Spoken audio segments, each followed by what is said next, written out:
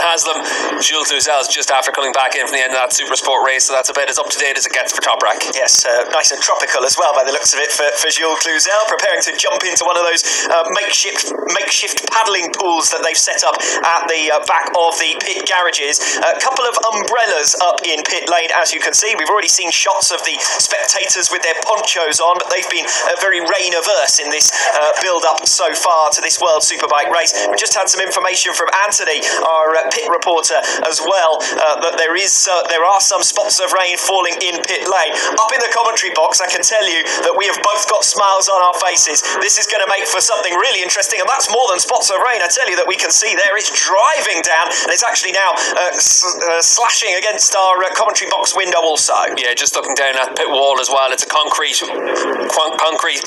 walkway down there, and that has now gotten very wet at this stage as well, so it is coming down heavily at this stage. We saw Alvaro Bautista go out on the full wet weather tyre, and certainly what we saw earlier in the season, if you think back to Aragon, where we saw the intermediate tyres work to really good effect for riders.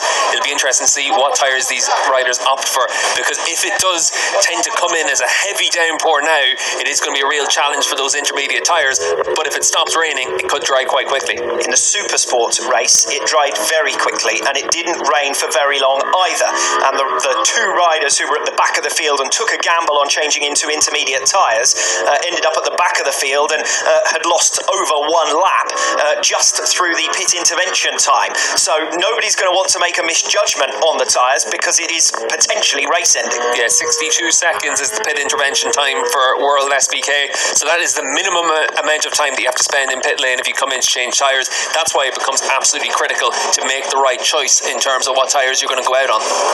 Scott Redding then about to make his way down pit lane on the number 45 Ducati. Redding, of course, with a strong recent run, 10 podiums in the last 12 races.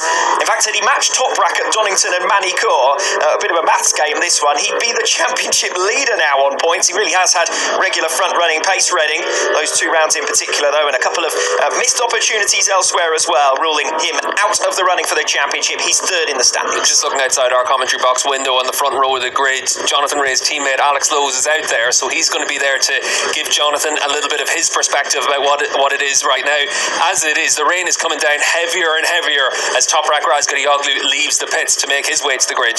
In the build-up to this round, in the build-up to this race, everyone was talking about there must be one final sting in the tail for this championship. It's been such a legendary campaign. It would be unusual, it would be unfitting for it to go out on a whimper with Toprak finishing first today and Jonathan Ray finishing third and the championship all settled. Doesn't look like it's going out on a whimper to me. This is going to be bravery at its greatest as far as the World Championship decider is concerned.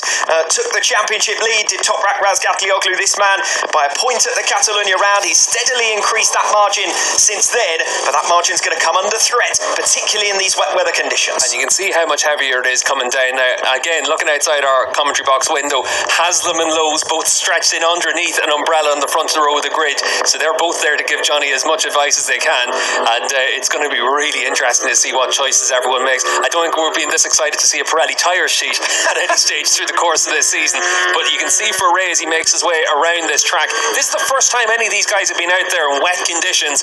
Really important to be able to try and push hard on this lap as well, so that you can see what the grip level's like, see where the puddles are, see if there's anywhere where the rain does tend to collect and drain towards. So this is a very important couple of minutes for all these riders to be able to go out there and get as much information as possible. And why are we so excited about seeing rain ahead of a championship decider? Well, I'll tell you why. Firstly, because Jonathan Ray is the rider who trails in points. He's 30 down on Toprak Razgatlioglu, and he is a wet weather specialist. He performs well in these conditions. Toprak, throughout his superbike career, has generally struggled when the weather has been like this. Think back to wet weather races even earlier on this campaign. Didn't have the headline results that he's had in other circumstances, but also because the possibility for more riders to get into the mix at the head of the field is that much greater. Think about Michael van der Mark and what he was able to do in Portugal. Think about Tati Mercado. He always goes well in the wet. The number of riders who could get in between Ray and Razgatlioglu will increase exponentially with wet weather.